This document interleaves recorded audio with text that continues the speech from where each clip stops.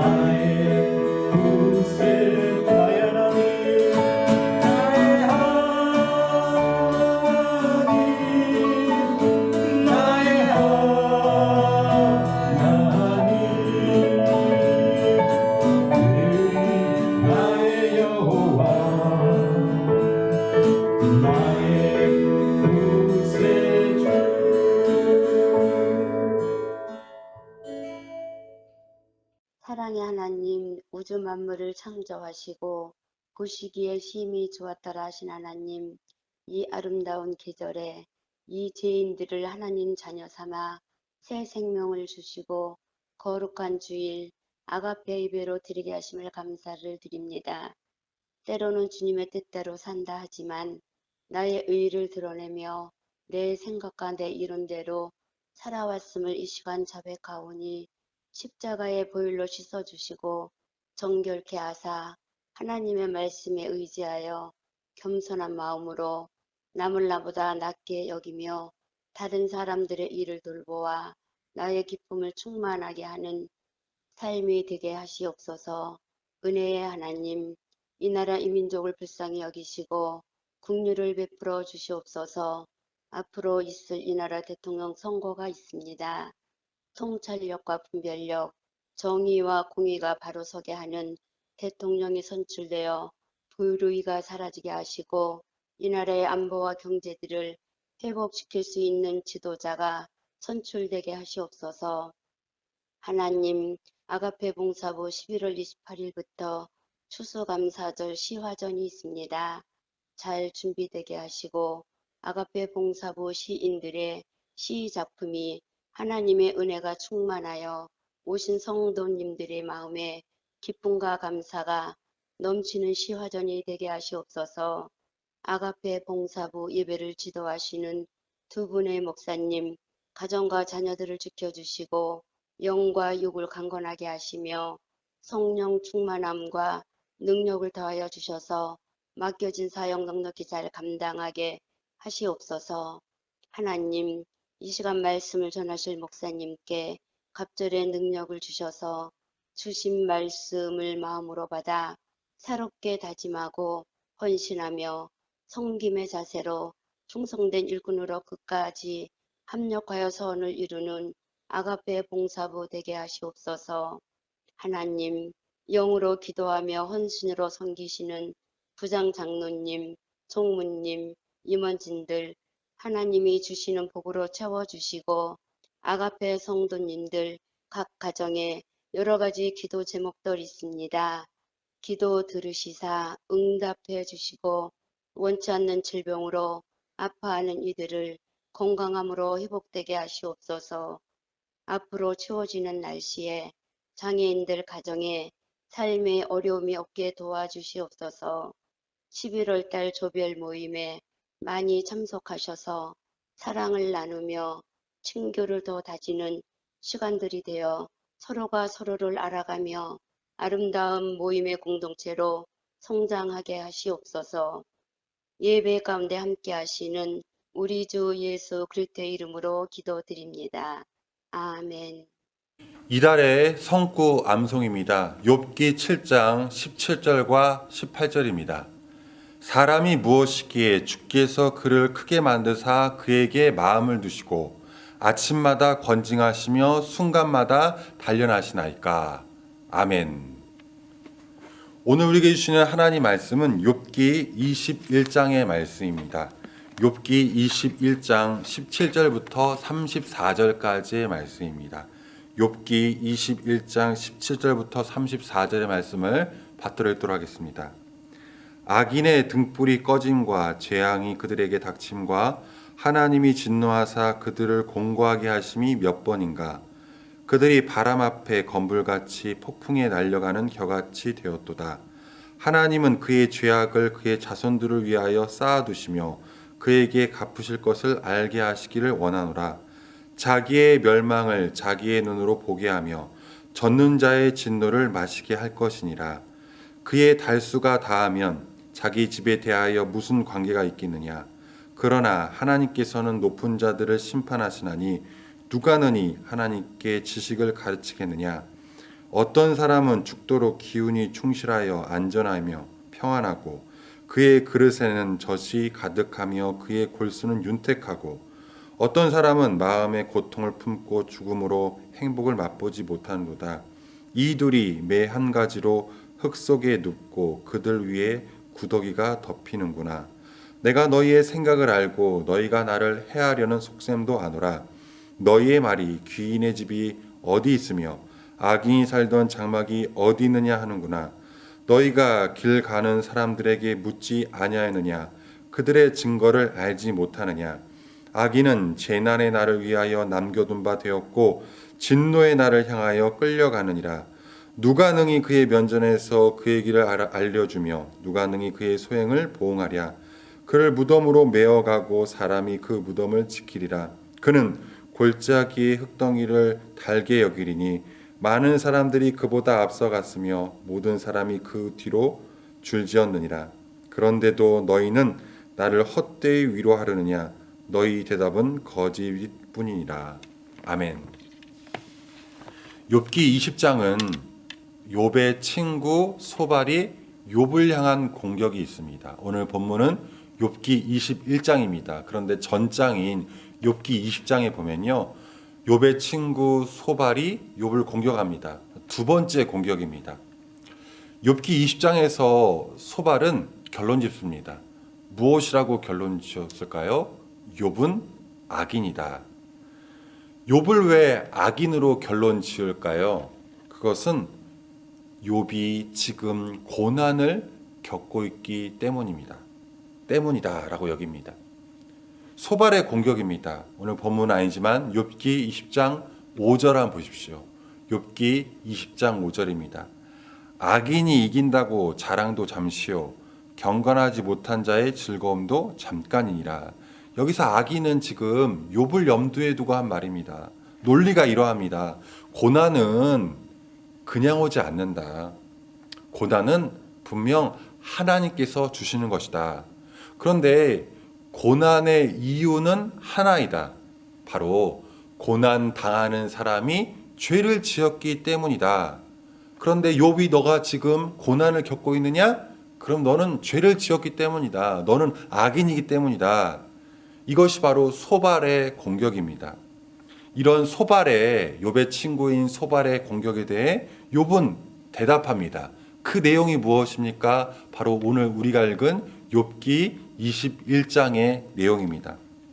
욥은 소발에게 질문합니다. 물음을 던집니다. 그 물음이 무엇일까요? 욥기 21장에 나타나는 소발을 향한 욥의 물음이 무엇일까요? 악인이 왜 번성하는가에 있습니다. 그렇다면 악인은 왜 번성하고 있냐? 바로 이건 것입니다. 욥기 21장 7절입니다. 어찌하여 악인이 생존하고 장수하며 세력이 강하냐? 그래, 소발 너 말대로라면 나의 고난은 욥인 나의 고난은 하나님을 향한 나의 죄 때문이라면 야 소발아 그러면 악인은 왜 장수하고 악인은 왜 번성하고 있냐? 욥의 이 말을 오해해서는 안 됩니다. 욥의 이 말은 지금 하나님을 부정하는 것이 아닙니다. 하나님이 계시지 않기 때문에 악인이 장수하고 악인이 번성하고 있다. 지금 이 말을 욥이 하고 있는 것이 아닙니다. 하나님이 살아계시지 않다라는 것을 말하는 것이 아닙니다. 또 하나님께서 악인을 징벌하지 않으시는 분이시다. 이런 말도 아닙니다. 분명 하나님은 살아계십니다. 그렇죠. 그리고 분명 하나님께서는 악인을 징벌하십니다. 심판이 있습니다. 하지만 중요한 것이 있다라는 것입니다. 무엇일까요? 결과가 아니라 과정이라는 점입니다. 지금 우리의 인생은요, 우리 모두의 인생은, 그리고 지금 욥이 소발에게 하고 있는 말이 무엇이냐? 우리의 인생은 과정이다. 결과가 아니라는 것입니다. 오늘 본문 욥기 21장 31절입니다. 누가 능히라는 이 말에 집중해 보십시오. 누가 능히 그의 면전에서 그의 길을 알려주며 누가 그의 소행을 보응하랴. 누가 능히입니까? 바로 하나님이십니다. 결국 최종 판결은 하나님이 하신다는 말씀입니다. 최종 판결자는 소발 너가 아니다.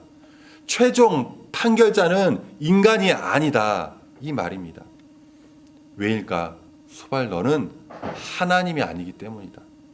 소발 너는 그저 인간일 뿐이다. 소발 너는 하나님이 되려고 해서는 안 된다. 본문 욥기 21장 34절입니다. 그런데도 너희는 나를 헛되이 위로하려느냐? 그런데도 소발 너는 나를 헛되이 위로하려느냐? 소발 너의 대답은 거짓일 뿐이니라. 그러하기에 오늘 본문 욥기 21장에서는요, 욥은 한 가지 진리를 말합니다. 욥이 지금 너는 지금 인간이다, 너는 하나님이 되려서는 안 된다라고 소바르게 말하고 있는데 그 근거, 그 진리가 무엇이냐? 바로 죽음입니다. 욥은 죽음을 말합니다. 본문 욥기 21장 23절부터 26절까지의 말씀입니다. 어떤 사람은 죽도록 기운이 충실하여 안전하며 평안하고 그의 그릇에는 젖이 가득하며 그의 골수는 윤택하고 어떤 사람은 마음의 고통을 품고 죽음으로 행복을 맛보지 못하는도다. 이 둘이 매 한 가지로 흙 속에 눕고 그들 위에 구더기가 덮이는구나. 욥은 지금 예를 들고 있습니다. 두 사람이 있습니다. 한 사람은 일평생 안전하고 평안하고 윤택한 사람입니다. 그런데 그가 죽습니다. 또 한 사람이 있습니다. 그는 고통을 품고 행복을 맛보지 못한 사람입니다. 그런데 그 역시 죽습니다. 그런데 결론이 이것입니다. 이 둘은 매 한 가지로. 이 둘은 매 한 가지로. 진리가 무엇인 줄 아느냐? 죽음이라는 것입니다. 어느 성도가 천국에 도착했습니다. 천국에서 예수님을 만납니다. 막상 예수님을 만나니 무슨 말을 해야 할지 모릅니다. 그래서 얼떨결에 이렇게 예수님께 말합니다. 예수님, 반갑습니다. 그동안에 말씀은 참 많이 들었는데 실제로 뵙는 거는 처음이군요. 물론 유머입니다. 죽음은 모두가 다 처음입니다. 이 죽음이 우리에게 알려주는 것이 있습니다. 바로 하나님입니다. 죽음은 나에게 하나님을 알려줍니다. 죽음은 우리에게 하나님을 알려줍니다. 죽음은 우리에게 하나님의 하나님 되심을 알려줍니다. 전도서 3장 11절입니다. 전도서 3장 11절입니다. 하나님이 모든 것을 지으실 때 때를 따라 아름답게 하셨고 또 사람들에게 영혼을 사모하는 마음을 주셨느니라. 그러나 하나님이 하시는 일에 시종을 사람으로 측량할 수 없게 하셨도다. 하나님께서 하시는 모든 일, 시종, 처음과 끝을 사람으로 측량할 수 없게 하셨다. 인간이 알아야 할 것이 있습니다. 그건 바로 인간은 하나님이 아니라는 것입니다. 그래서 하나님이 하시는 시종, 처음과 끝을 사람으로 측량할 수 없게 하셨습니다. 이것이 바로 지혜입니다. 이것이 바로 하나님을 향한 경외입니다. 맹모 삼천지교라는 그런 말이 있습니다. 맹모 삼천지교. 맹모, 맹자의 어머니가 삼천, 3번 이사했다. 지교, 그것에 대한 가르침이라는 것입니다. 맹자의 어머니가 맹자를 제일 먼저 묘지, 공동묘지 주변으로 이사합니다. 맹자를 데리고. 그러니까 이 맹자가 허구한 날 이제 가면 언제 오나 하는 곡소리만 흉내냅니다. 이건 안 되겠다 싶어서 다음 날 맹자를 데리고 시장 주변으로 이사를 합니다. 그러니까 이 맹자가 장사꾼 흉내만 내더랍니다. 처음에는 곡소리를 흉내내더니 이제 시장 근처로 가니까 장사꾼 흉내를 내더랍니다. 안 되겠다 싶어가지고 맹자의 어머니가 이제 맹자를 서당, 글방 근처로 이사를 했다. 3번 이사했다. 맹모 삼천지교입니다. 우리는 보통 이 말을 교육 환경이 중요하다, 이 정도 차원에서 이해를 합니다. 맹자의 어머니가 맹자를 위해 한 교육 환경에 대한 이해입니다. 그런데 이 맹모 삼천지교를 이렇게도 해석할 수 있습니다. 그것은 이 맹자의 어머니가, 맹모가 현명한 여인이었는데, 그리고 아들의 교육에 대한 관심도 높았는데 왜 처음부터 글방 근처로 이사하지 않고 공동 묘지 주변으로, 그리고 두 번째는 시장 근처로 이사했냐는 데 있습니다. 그래서 맹모 삼천지교를 이렇게 해석합니다. 처음에 맹자의 어머니가 맹자를 데리고 공동묘지로 간 것도 학이었다, 가르침이었다. 무엇을 가르치기를 원했냐? 바로 죽음, 사를 가르치기를 원했다라는 것입니다. 두 번째로 시장 근처로 이사한 것도 마찬가지이다. 역시 가르치기를 원했다. 학이 있었다. 그건 바로 삶이다. 시장의 삶을 통해서 역동적인 삶을 가르치기를 원했다. 처음에는 죽음을 가르쳤고 그 다음에 삶을 가르쳤고 그 다음에 글방 근처로 이사해서 배움, 즉 학을 알려주었다라는 것입니다. 맹자의 어머니인 맹모는 맹자에게 사생학, 죽음, 삶, 그리고 배움을 교육했다라는 것입니다. 저도 이 해석이 맹모 삼천지교에 더 타당한 해석이라고 생각합니다. 참다운 도를 배우는 데 있어서 그만큼 끝을 배우는 것이 중요했기 때문입니다. 그런데 어디 도만 그럴까요? 아닙니다. 끝을 배우는 것은 만고의 진리입니다. 바로 여기에 신앙의 의미가 있기 때문입니다. 이 신앙은요, 믿음은요, 죽음에서 시작하는 것입니다. 그것이 바로 지혜이고 그것이 바로 믿음입니다. 시편 90편 10절의 말씀입니다.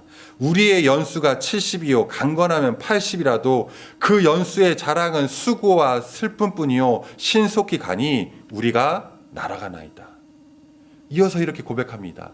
시편 90편 12절입니다. 우리에게 우리 날 계수함을 가르치사 지혜로운 마음을 얻게 하소서. 무엇이 지혜입니까? 무엇이 진정으로 지혜로운 마음입니까? 끝을 아는 것, 우리의 날 계수함을 아는 것이라고 말한 것입니다. 죽음을 인정하는 것, 그것이 바로 지혜임을 말해 줍니다.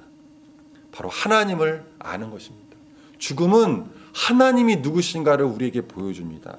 죽음은 하나님을 경외하는 것이 무엇인지를 우리에게 알려줍니다. 우리가 이 땅을 살아가면서 모든 것이 다 우리가 주인 양 살아가다가 죽음을 통해서 아, 그렇구나. 내 삶의 주인이 내가 아니라 하나님이시구나. 그것을 깨닫게 하는 것, 그것이 바로 죽음입니다. 우리는 인간입니다. 우리는 하나님이 되려 해서는 안 됩니다. 죽음이 이를 말해주고 있습니다. 지금 욥은 소발에게 죽음을 말하며 너는 하나님이 되려 해서는 안 된다고 말합니다.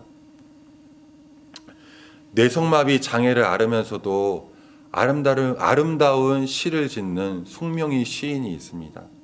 이 송명희 시인이 지은 시 가운데 이런 시가 있습니다. 주님을 아프시게 한